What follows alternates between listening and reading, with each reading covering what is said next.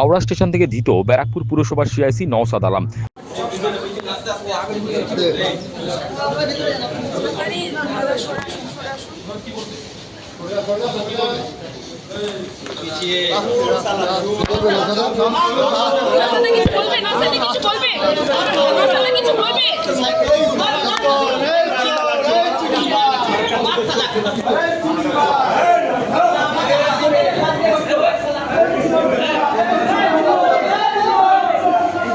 পুলিশের জালে ব্যারাকপুর পুরসভা সিআইসি তথা দমদম ব্যারাকপুর সাংগঠনিক জেলার তৃণমূলের সংখ্যালঘু সেলের সভাপতি নওশাদ আলম তোলাবাজির অভিযোগে মঙ্গলবার সকালে হাওড়া স্টেশন থেকে টিটাগড় থানা পুলিশ তাকে গ্রেপ্তার করেছে।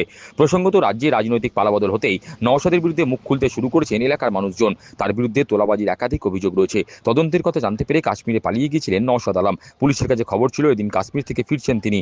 কাশ্মীর থেকে ফেরার পথে হাওড়া স্টেশন থেকে তাকে তৃণমূল নেতা নওশাদ আলমকে পুলিশ গ্রেপ্তার করেছে।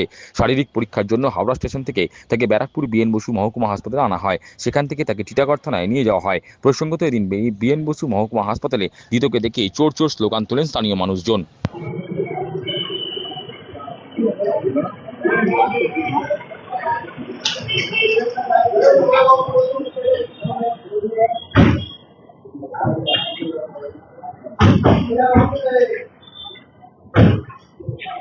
কিছু বলবে? কিছু বলবে দাদা? কিছু বলবে? দাদা কিছু বলবে?